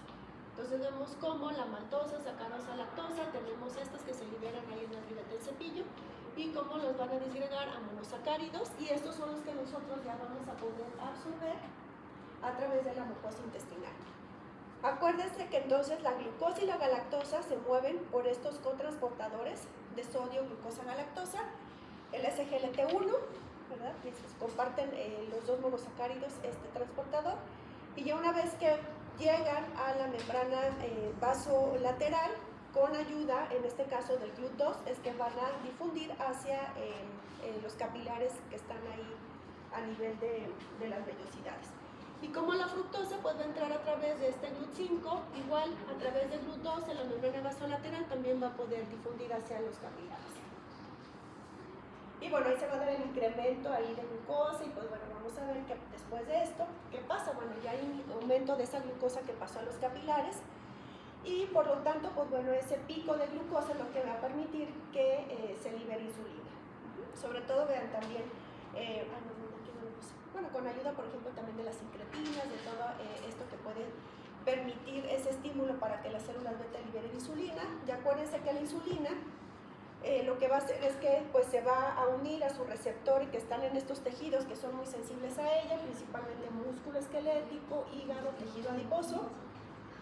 Se une, y acuérdense que esto hacía que bueno, se desencadenaba toda una vía de señalización aquí a nivel intracelular, que lo que hacía es que aumentaba cantidades ahí de calcio, ¿verdad? Así a manera muy general, y esto permitía que estas vesículas que están cargadas de GLUT4 se movilizaran, se insertaran en la membrana, y ahora sí se pudiera ingresar toda esa glucosa, se capture y bueno, ingrese ya al interior de la célula, y por lo tanto, bueno, ya esos niveles disminuyen.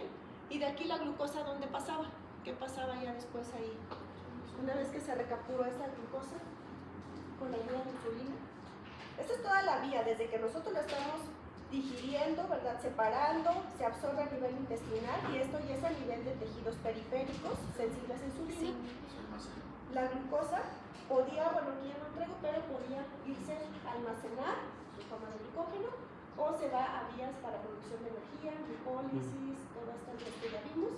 Entonces, exactamente, ya de ahí. ¿Dónde? También acuérdense que la glucosa también puede transformarse para formar depósitos glicémicos. Doctora, discúlpeme, pero es que imagino, puedo explicar lo de mencionar lo que se llama receptor y hacemos para que vea y absorbe. Sí, mira, entonces se da la absorción, ¿no? Esta. No, eso sí. Esto sí, bueno, incrementan los niveles de glucosa en sangre, porque tú ingeriste, no sé, algo con mucho dulce. Entonces, obviamente, ese incremento de la glucemia va a activar, acuérdense que es un estímulo para que las células beta liberen insulina, porque tiene que movilizar esa glucosa que se elevó en sangre.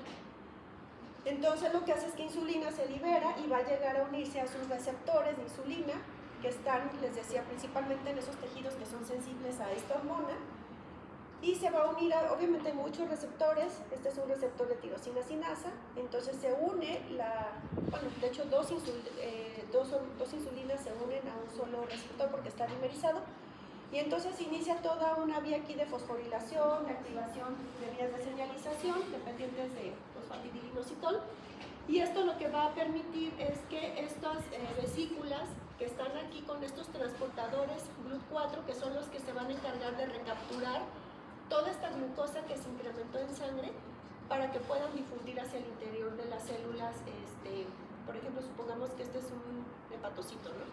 Entonces empiezan a movilizar, y esto empieza a insertar muchos transportadores, y esto hace que toda la glucosa empiece a entrar, ¿verdad? Todo al mismo tiempo. Acuérdense que, por ejemplo, cuando hablábamos, o cuando veamos ya el lunes ya habíamos platicado algo de resistencia a insulina, pues bueno, ahí hay alteración, ¿no? No hay una buena, digamos, esta vía de señalización se ve alterada y por lo tanto pues no se movilizan estos transportadores y sigue permaneciendo esas glucemias altas en la sangre. Pues sobre todo es eso, ¿no? Que se une la insulina a su receptor y eso desencadena movilización de esos transportadores y permite que se recapture. En cuanto a la digestión de proteínas, bueno, ya vimos, ¿verdad? Estas estas proteasas que se liberan y que permiten, ¿verdad? Que vayan cortando en diferentes sitios para obtener ya sea aminoácidos o dipéptidos o aminoácidos, péptidos muy chiquitos. Entonces vemos cómo en el caso, por ejemplo, para que estos se puedan ya absorber a través de estos enterocitos, decíamos dipéptidos y tripéptidos utilizan lo que es este contratransportador con hidrógeno y esto es lo que permite, bueno, que ingresen. Tenemos este otro cotransportador también con sodio muy parecido al de glucosa, podemos decirlo, bueno, este es un cotransportador también y otros más pequeños que no son ni dipéptidos ni tampoco aminoácidos van a ingresar a través de se crean vesículas endocíticas, llevan a cabo este transporte transcelular y por último, pues bueno, por exocitosis. Y estos de igual manera tienen sus transportadores, su contraparte en la membrana vasolateral y esto es lo que va a permitir que, bueno, los aminoácidos lleguen a la circulación también ahí de los capilares y pues bueno, empiecen también de ahí los aminoácidos a movilizarse, también ya sea al hígado para formar proteínas o que se vaya, por ejemplo, para formar parte de las lipoproteínas, formar membranas, por eso que, bueno, empiezan ahí a difundir a todos los tejidos. Principalmente al hígado, que es el que más va a sintetizar proteínas.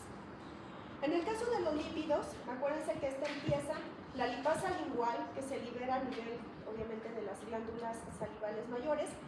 Esta no se va a activar hasta que llega al estómago con ayuda del ácido clorhídrico. Y ya una vez que pasa el quimo hacia el duodeno, aquí, bueno, ya son los ácidos biliares, la lipasa pancreática, los que van a llevar la mayor parte de la digestión de las grasas.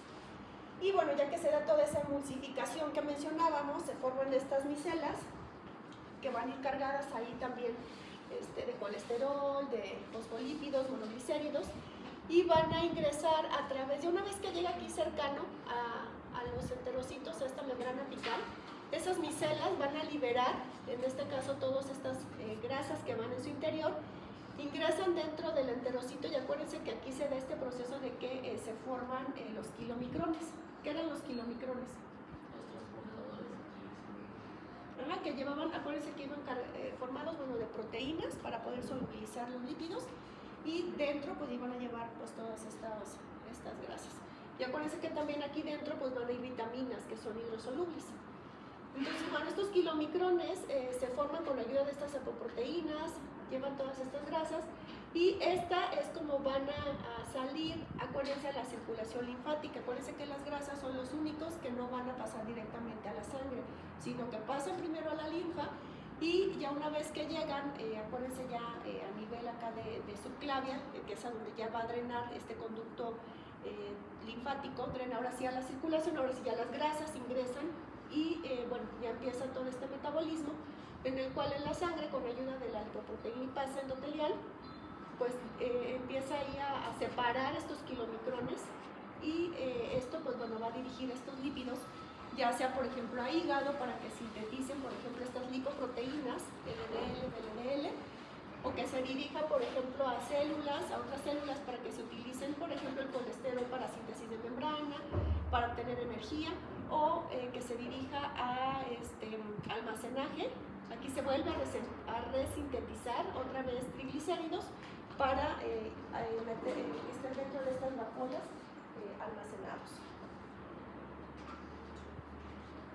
Y bueno, en esta imagen, que sí ya la habíamos visto en clase, aquí ya viene el resumen de todo, cómo es que se da, en este caso, la absorción de los carbohidratos, los péptidos y los lípidos. Entonces, no, ese no es del Silverton, es del doctor. Me hace que sí es del doctor, no creo que sea del Constanzo, se me hace que sí. Es que no tengo tantas imágenes que no me creo. Pero normalmente siempre saco, o sea, sí son de los 3 libros que saco. Y la imagen que les pongo, pues es la que se me hace como que ya más fácil de ya. Y ese tema también viene en el Silverton. La parte de absorción, sí, lo de absorción sí viene en los leídos, ¿no? No, sí vienen los de absorción. Tiene todo revuelto. Es eso, Dafne. Lo que pasa es que en el Silverton no se cuenta que como que se brinca de uno y lo hace, pero yo aquí ya se los pongo como todo organizado, pero sí viene. Pero a lo mejor más bien, como lo han leído en partes, o sea, no creas que viene así como ahorita te lo estoy poniendo así en ese orden, pero sí viene. Luego es una parte que dice O luego que te- revisaremos más adelante. Y es ajá, y luego perdón, te ponen. O luego a veces te refiere que te regreses a otro capítulo. Pero no, sí viene, Dame. Lo que pasa es que no, creo que viene como más sencillo, no viene tan detallado. Pero por ejemplo, es que a veces ustedes se acuerdan más de esa imagen sí es de la de su libro, estas son de su libro. O sea, viene así, todas esta también es de su libro. Entonces, no, o sea, sí viene, pero no, esta imagen no. Más bien aquí ya es como que es el resumen de lo que viene, en el Silverton te lo ponen pero por separado, no así. En el Silverton no tiene puro texto. En ese viene pero puro texto. Ajá, exactamente. No vienen tantas cosas. Entonces, bueno, en la digestión y absorción de agua y electrolitos, pues esto ya es más fácil. En el caso del sodio, pues ya vimos cómo difunde, ¿no? Por ejemplo, acompañado de glucosa, de aminoácidos, de galactosa. Y sobre todo en el colon, cuando es por difusión pasiva, en el intestino delgado acompañado de estos, por cotransporte también de sodio-cloro, intercambio de sodio-hidrógeno en el intestino delgado. El cloro, pues bueno, a través de ese intercambio que veíamos de bicarbonato con cloro, ¿verdad? Que permitía la liberación de ácido clorhídrico, bueno, la formación de ácido clorhídrico. Por cotransporte también acuérdense que sodio y cloro casi siempre se mueven también juntos. Potasio por difusión pasiva. Agua, pues bueno, acuérdense que agua siempre va a seguir el gradiente electrolítico, entonces conforme se van movilizando iones, pues también el agua los va a seguir por ósmosis, sobre todo el intestino delgado, que es el que es más permeable a ello. Acuérdense que en el grueso también va a haber absorción, pero ya mucho menor. ¿Y qué es lo que se va a secretar? Principalmente en cuanto a electrolitos, lo que más se va a secretar va a ser el cloro y seguido de sodio. Pero acuérdense que, bueno, bajo ciertas circunstancias patológicas, como veíamos, ciertos virus, ahí gastrointestinales o bacterias, pues bueno, se puede dar esta hipersecreción que da lugar pues, a las diarreas secretorias. Y bueno, otras sustancias, ya saben ustedes bien que las vitaminas liposolubles se acompañan junto ahí con esas micelas dentro de los kilomicrones. Las que son hidrosolubles, pues casi siempre más bien van siguiendo al sodio. La vitamina B12 necesita de factor intrínseco, ¿verdad? Gracias a ese receptor que tiene ya en la parte distal del intestino delgado, es donde se absorbe. Y bueno, calcio, el intestino delgado siempre, ¿verdad? Acuérdense que también acompañado o gracias a la vitamina D. Y el hierro, pues bueno, que nosotros obtenemos tanto, por ejemplo, de origen animal o vegetal, se mueve a través de su transportador que está ahí en el intestino. Y ya una vez que pasa la circulación, pues tiene que ir unido a esta proteína que es la transferrina. Y ahí pues bueno, se va a dirigir ya sea por ejemplo para la formación de glucosemo, médula ósea o únicamente a almacenarse del hígado. Y bueno, acuérdense de la importancia de la circulación portal, todo lo que ingresa, acuérdense a los capilares, excepto bueno, los lípidos, pues todo va a llegar a nivel de este sistema, que es el que realmente pues, va a dirigir todos esos nutrientes que se absorbieron en el intestino. Entonces se absorbe, pasa a esos capilares sanguíneos, estos se van a formar y van a dirigirse hacia la vena porta hepática, que acuérdense que esta vena es la que va a llevar esa sangre rica en nutrientes hacia el hígado, ahí pasa por un procesamiento, ¿verdad? De todo esto, desintoxicación, puede ser que también alguno de estos sustancias, por ejemplo glucosa, aminoácidos se almacene o se produzcan nuevas proteínas. Y ya una vez que pasa por el hígado, pues se da ya la distribución sistémica, sale por las venas hepáticas y de ahí en este caso a la vena cava inferior y bueno, ya llega a nivel de corazón. Nada más acuérdense que los lípidos, pues eso sigue en otra vía, no pasa por la vena porta hepática. Entonces bueno, ahí nada más en la imagen de los capilares ahí en el tubo digestivo, ¿verdad? Cómo ingresa y bueno, ya como todo se da la circulación. Bueno, ¿dudas hasta aquí? Y si se fijan, pues vamos bien rápido porque pues es un repaso de todo, ¿eh? Entonces, bueno, ahorita vamos a ver la parte del sistema inmune relacionado con tubo digestivo. ¿Se acuerdan cómo se llama el sistema inmune? Que ya no les dije en la cuando empezamos, pero ustedes no se lo saben. ¿Cuáles son las siglas con las que les conocemos? Está ahí en la lámina propia, estas estructuras que forman orgal o MAC y con las placas de Peyer, que son las que están ahí, ¿verdad? Entonces, acuérdense que el sistema digestivo, como está en contacto directo con el medio externo, pues bueno, siempre vamos a estar nosotros ingiriendo una gran cantidad de patógenos. Entonces, acuérdense que las barreras que van a tener de defensa van a ser físicas y químicas. Las físicas, pues bueno, principalmente el epitelio. Acuérdense que estas células epiteliales están unidas por esas uniones estrechas o uniones GAP, que ya desde ahí pues es una barrera que impide que los patógenos ingresen. Aparte el moco que se produce también ahí a nivel de las células epiteliales es una barrera también de protección. La misma motilidad hace que una vez que quedan esos patógenos atrapados en el moco, pues el peristaltismo y esas vellosidades arrastran y tratan de eliminarlos. Y bueno, la microbiota, que también cumple una función importante en la inmunidad. Y las químicas, pues el ácido clorhídrico, acuérdense que pues esa acidez también destruye la gran mayoría de los patógenos, ciertas enzimas digestivas que también tienen efectos sobre las membranas bacterianas, las sales biliares, péptidos antimicrobianos y sobre todo la IgA, que todas estas pues nos ayudan a neutralizar todos estos microorganismos dañinos, ¿no? Porque acuérdense que también pues tenemos bacterias buenas. Entonces, ¿qué funciones principales tiene el GAL? Una es el reconocimiento de antígenos. Acuérdense que estaban esas células M, que son las que están todo el tiempo ahí como sensando, identificando.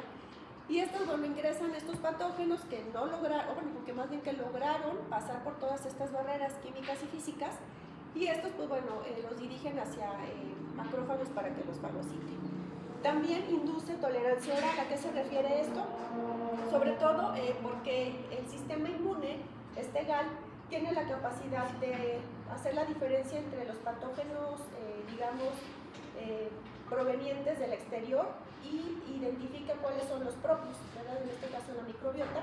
Entonces, más bien ataca lo que es extraño, pero lo que es parte, digamos, de esa microbiota, pues bueno, no la va a atacar, ¿no? A eso se refiere a esa tolerancia. Y bueno, la producción de IgA, que es muy importante para neutralizar todos estos patógenos, y la respuesta inmunitaria adaptativa, porque bueno, también este GAL logra hacer memoria, como a nivel sistémico, entonces de tal manera que bueno, cuando nosotros ya tuvimos un contacto previo con algún patógeno, pues bueno, en un segundo contacto, este mismo GAL, pues bueno, ya digamos que reacciona de una forma más rápida para combatir esa infección. ¿Dónde? Que ya saben que yo. Exactamente, sí, es parecido como a las vacunas, pero bueno, esta respuesta inmunitaria la hace también este sistema. Ay, ¿y este de qué es? Era la parte de lo de saciedad, la saciedad. ¿Se acuerdan que decíamos que antes de comer, pues quién era el que modulaba lo de hambre y saciedad? Pues bueno, era un incremento de la grelina, que era, ¿verdad?, en periodos de ayuno. Entonces, aumentaba grelina. Esto, bueno, ya no les puse toda la parte de hipotálamo, eso ustedes ya lo saben, todos los núcleos hipotalámicos que regulan el hambre y la saciedad. Entonces, grelina se dirige al núcleo arqueado, ¿verdad? Tiene esas neuronas ahí que liberan NPY, y estimula el área hipotalámica lateral, que es el centro del hambre. Entonces, por eso la grelina se relaciona con el incremento de hambre. ¿Qué pasa cuando estamos comiendo? Viene la distensión gástrica, eso activa la liberación de CCK, de péptido Y, de GLP-1, también, bueno, ahí faltó HIP-1. También estos tienen efectos sobre el núcleo arqueado, las neuronas que liberan POMC, y esto llega al núcleo ventromedial, y este es el que va a inducir la saciedad. Entonces ya dejamos de comer.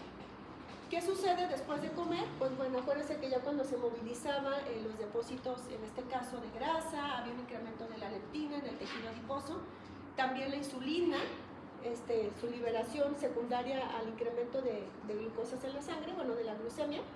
Esto disminuye el apetito porque inhibía, en este caso, a NPY y activaba a PAMC. Entonces, bueno, son las vías que se siguen para modular la ingesta de comida relacionada, pues bueno, en el eje hipotálamo y intestinal.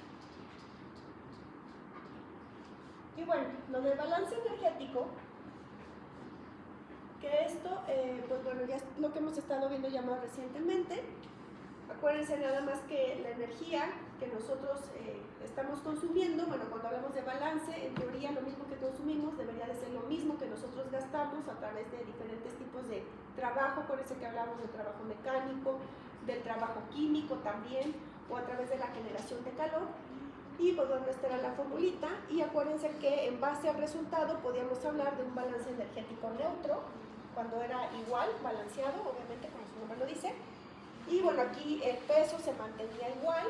Cuando había un balance energético negativo es cuando gastábamos más de lo que consumíamos, entonces era la tendencia a aumentar de peso, perdón, a bajar de peso. Y un balance positivo era cuando ingeríamos más de lo que nosotros gastábamos, entonces ahí sí la tendencia era a aumentar.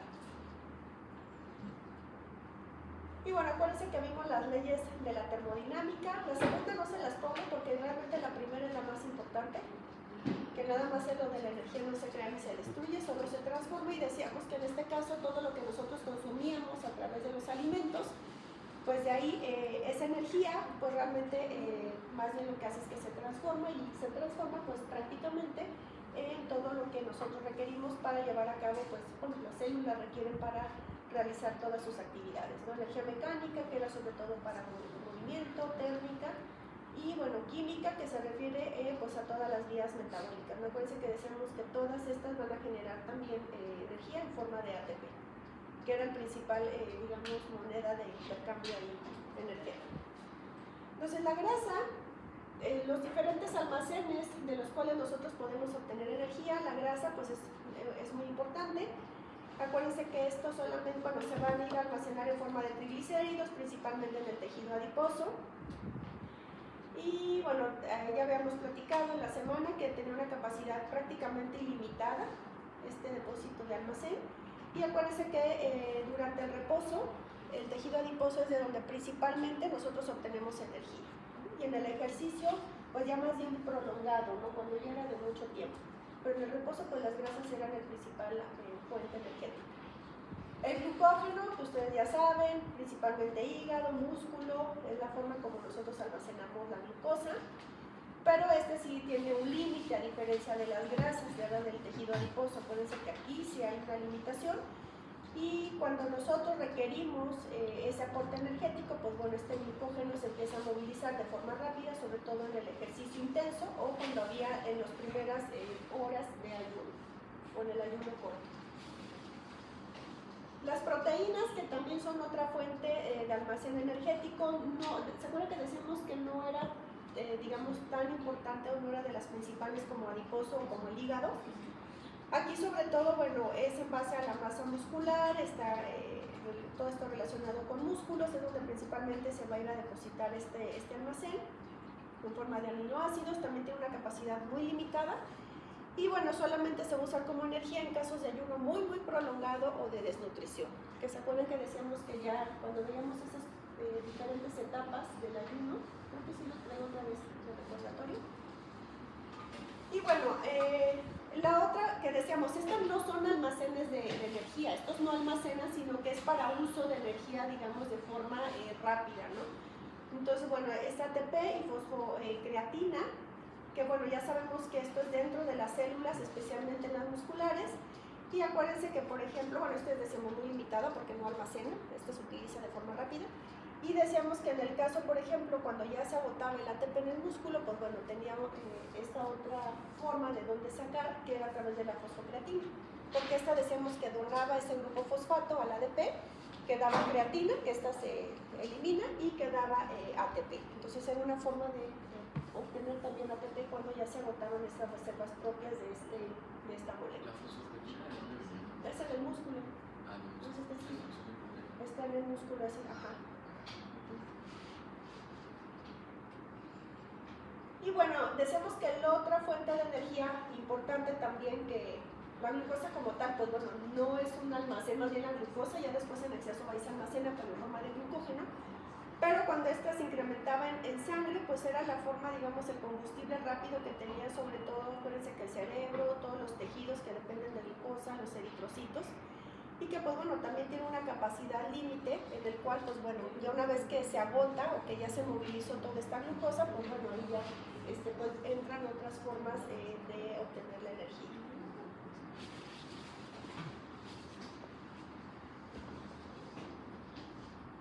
Y bueno, en el metabolismo, cuando empezamos a ver esto, cuando hablamos de las reacciones del catabolismo y del anabolismo, decíamos que el metabolismo era todo el conjunto de reacciones químicas que se producen en el cuerpo. Acuérdense que en el caso de catabolismo, decíamos que eran reacciones de descomposición en el cual teníamos como moléculas complejas como el glucógeno, proteínas o triglicéridos se iban a degradar por medio de reacciones catabólicas que eran exergónicas porque liberan energía, liberan más energía de la que consumen, y íbamos a obtener moléculas más sencillas.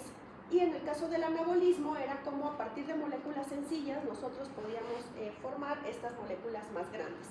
Y aquí más bien eran endergónicas porque consumían más energía de la que iban a producir. Entonces también eso lo tienes que recordar muy bien, qué es catabolismo, qué es anabolismo y bueno, qué tipo de energía es la que consumen o si la producen. Bueno, en el caso del catabolismo de la glucosa, acuérdense que bueno, aquí es toda esta parte de la oxidación, para poder, todas estas reacciones, acuérdense, catabólicas es con la finalidad de producir energía, ¿no? Y sobre todo en forma de ATP. Entonces, dentro del catabolismo de la glucosa están estas 4 principales reacciones. La primera, pues bueno, es la glucólisis, seguía la formación de acetilcoenzima A, ¿verdad? A partir del piruvato, y como para que pueda entrar, tiene que, al ciclo de Krebs, tiene que pasar por esta formación de acetilcoenzima A, y esto acuérdense que era cuando no era dependiente de oxígeno, cuando había... Ahora sí, cuando se requería presencia de oxígeno, o en presencia de oxígeno más bien, es que bueno, ya era, digamos, la segunda parte, ¿no? la segunda mitad de producción de energía, que era la cadena de transporte de electrones, porque acuérdense que este es el aceptor final de esta cadena, por eso aquí esta sí es dependiente de oxígeno. Y si se acuerdan, pues bueno, de aquí obteníamos todas estas coenzimas que se iban ahí liberando, acuérdense de estas reacciones de oxidorreducción que estuvimos también ahí platicando en clase, y estos productos son los que van a ingresar ahí al transporte de electrones. Este es en el catabolismo, nada más es que se acuerden, ¿verdad? Que es toda esta parte de producción de energía a partir de la glucosa. Y bueno, en el anabolismo, que bueno, aquí ya es, aquí les pongo, bueno, podemos ver aquí tanto la parte de cuando se da lo de la glucólisis, perdón, la formación de glucógeno, pero cuando hay glucosa o glucemias elevadas o ese exceso de glucosa, como de glucosa pasa a glucosa 6-fosfato, 1-fosfato y se formaba glucógeno. Y cuando se necesitaba, en este caso que bajaban los niveles de glucosa, no teníamos ese aporte energético a través de la dieta, pues bueno, se empezaban a movilizar estos almacenes de glucógeno en sentido contrario y podíamos obtener glucosa hepática que se liberaba hacia la circulación. Entonces acuérdense aquí la glucogenogénesis, que la estimula, insulina, y la glucogenólisis, que es la descomposición del glucógeno en glucosa, pues estimulada por el glucagón, que acuérdense que es la hormona del ayuno, y también por la adrenalina, que bueno, es una hormona relacionada con el estrés, porque acuérdense que decimos que el ayuno y todo esto pues son situaciones de estrés que permiten la liberación de adrenalina y esto estimula la liberación de glucosa hepática. Y en esta, pues bueno, era otra forma que nosotros podíamos obtener también glucosa a través de la gluconeogénesis, ¿verdad? Derivado de productos diferentes a los carbohidratos.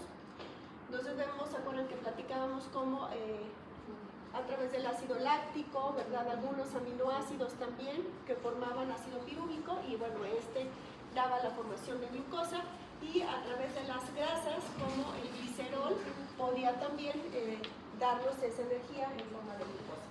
Acuérdense que los ácidos grasos más bien era por parte de la beta-oxidación. Únicamente el glicerol, que proviene de la lipólisis, es el que puede entrar a través de esta vía. Y bueno, ¿qué aminoácidos son esos? Estos que son los principales aminoácidos, ¿no?, que pueden formar ácido pirúvico.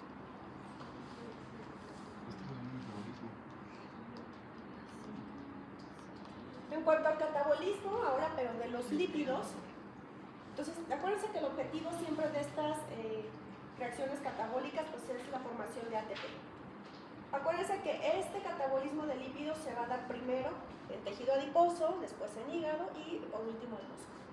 Y bueno, aquí se refiere a la lipólisis, ¿verdad?, del catabolismo. ¿Qué es la lipólisis? Pues es cuando nosotros tenemos esos triglicéridos, ¿verdad?, ese, digamos, obtenido ya sea de la dieta, o por ejemplo cuando ya están en el almacén y nosotros queremos obtener estas grasas, pues bueno, se van a separar en glicerol y ácidos grasos, ¿verdad?, en esas tres ramificaciones de ácidos grasos, y esto es lo que conocemos como lipólisis y se da con ayuda de estas enzimas conocidas como lipases. ¿Quiénes van a estimular en este caso la lipólisis? Pues bueno, adrenalina, noradrenalina, sistema nervioso simpático, el cortisol, también las hormonas tiroideas, platicábamos, y la hormona de crecimiento. ¿Y quién la inhibía? Pues bueno, insulina. ¿Por qué? ¿Por qué insulina? Porque pues bueno, lo que necesitamos en este caso es inhibía porque lo que queremos es incrementar, ¿no?, en este caso la disponibilidad de estos ácidos grasos.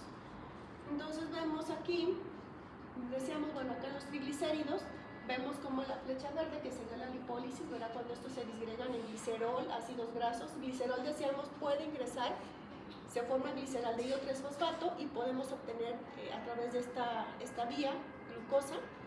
Y los ácidos grasos más bien entran a la beta-oxidación para poder formar acetilcoenzima A. Acuérdense que en este caso los ácidos grasos forman, cuando se separan estos grupos acilo o acetilo, se unen a la coenzima A, al igual que por ejemplo el ácido pirúvico cuando libera esos grupos acetilo, y estos son los que entran al ciclo de Krebs. Y acuérdense que bueno, también estaba esta parte de los cuerpos cetónicos, la cetogénesis,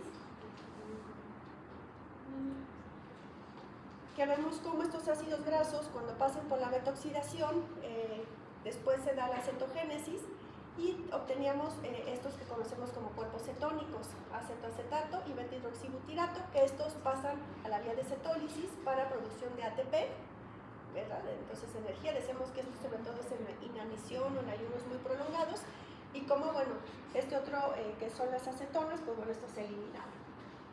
Y vemos aquí, en este caso, cómo estos ácidos grasos, a diferencia del glicerol, decíamos, pasan por este proceso de descomposición en el cual se van liberando estos grupos acetilos o unidades acilo, que se unen a esta coenzima A, y es como ingresan al ciclo del ácido cítrico, o bueno, de Krebs, y empieza toda esa también liberación de coenzimas, y esas coenzimas pues van a entrar a la cadena de transporte de electrones para finalmente también producir ATP. En el caso de la síntesis de lípidos, que es la lipogénesis, pues bueno, aquí nada más es lo que veíamos cuando en esta parte de la digestión, de cómo es que estos se dirigen principalmente a los almacenes, principalmente al tejido adiposo, y cómo pues bueno, estos se unen y se van a ir ahí a almacenar, ¿no? Entonces bueno, eso nada más sería ahí como... Y en el caso de las proteínas, aquí, bueno, el catabolismo va a estar estimulado por cortisol. También acuérdense que en este caso hay un proceso también de reciclado de los aminoácidos. Pueden entrar también a gluconeogénesis, lipogénesis y cetogénesis también. Entonces se pueden oxidar para formar ATP, y hablábamos de ese proceso de desaminación que se daba en el hígado, que en qué consistía el proceso de desaminación. ¿Manda?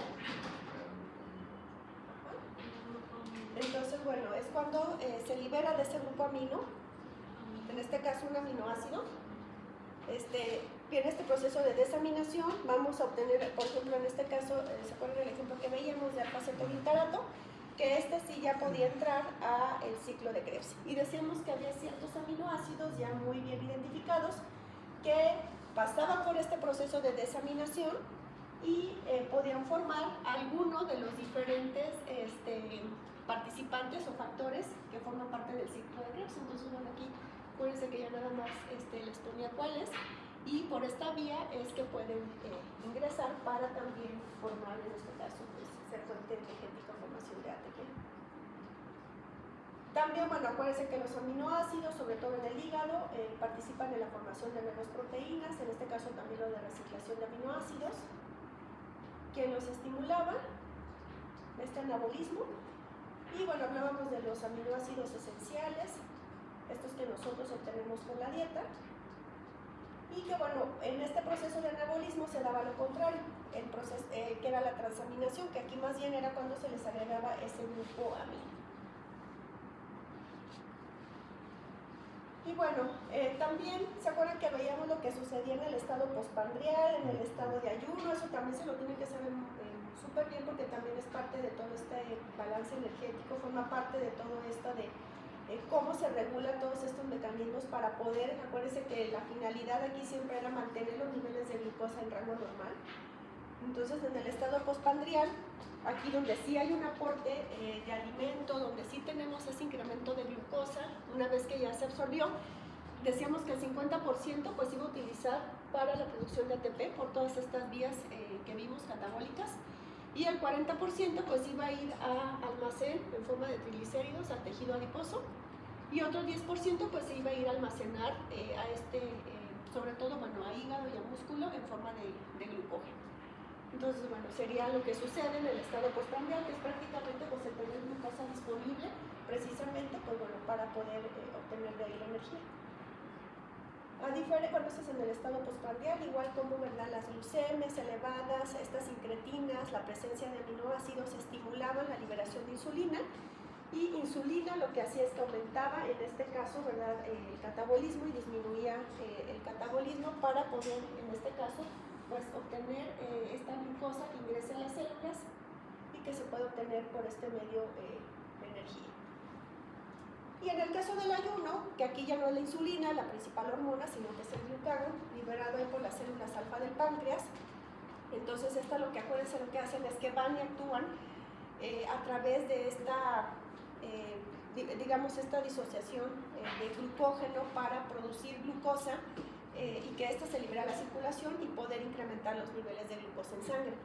¿Quién lo activa? En este caso, bueno, sistema nervioso simpático, neurotransmisor, sobre todo noradrenalina, adrenalina, y pues también en este caso estos activan lo que es la glucogenólisis, el glucagón, pero también al mismo tiempo glucagón activa también la lipólisis, para también, acuérdense que pues, los ácidos grasos son fuente de energía, que también pues, bueno, pueden ingresar a todas estas vías, en este caso que estuvimos viendo. Y bueno, esto también ya lo habíamos visto en clase, todas las diferentes etapas por las que va pasando el metabolismo, por ejemplo en el ayuno temprano, en las primeras 24 horas, como pues aquí sí depende totalmente todavía de la glucosa circulante que podamos ahí haber obtenido de los alimentos, y también del glucógeno hepático, porque decíamos este tiene un límite. Entonces aquí las principales vías activadas pues es glucogenólisis, gluconeogénesis, ¿verdad? Aquí ya empieza un poquito ahí de producción a través, por ejemplo, sobre todo pues ya de algo de grasas. Glucagón y adrenalina pues son las principales hormonas responsables de mantener el aporte energético en estas primeras horas de ayuno, y sobre todo para mantener ese aporte de glucosa al cerebro y a los eritrocitos. Y cuando hablamos de un ayuno intermitente, que ya es de 2 a 5 días, aquí acuérdense que decíamos, ya se acabó las reservas de glucógeno, empieza ya la liberación ahí, la lipólisis a través de esos almacenes de triglicéridos, empieza ya algo ahí los cuerpos cetónicos también a aportar energía, sobre todo al cerebro. Entonces aquí las principales vías activadas es la lipólisis, la cetogénesis y la gluconeogénesis. Y vemos ya en el ayuno prolongado, más de 5 días, aquí ya los cuerpos cetónicos son la principal fuente, también los ácidos grasos, aquí va a depender, decíamos, de los depósitos de cada individuo. Y bueno, la lipólisis y la proteólisis, aquí acuérdense que sí ya empezaba también algo de, desde aquí empezaba ya algo de degradación de músculo para obtener en este caso aminoácidos que entren a la gluconeogénesis, pero en este ayuno prolongado pues era todavía, digamos, como más ya esta parte por vía de la degradación de músculo, bueno, de proteínas, perdón. Y aquí también pues ya se activaba, ¿no?, este eje importante ahí del estrés, precisamente pues bueno, para tratar todavía de incrementar más pues esta producción energética. Y pues ya, Wow. Vimos lo de 2 semanas en 2 días. En 2 Horas, perdón. Si me aprendo eso, paso por Si nos aprendemos las todo eso. cacho de diapositivas. Ponerse a estudiar, o sea, esto nada más es el resumen, pero pues ustedes tienen todavía que adentrarse más a detalle en lo que estoy diciendo. Pero sí es que no voy, o sea, esto es lo que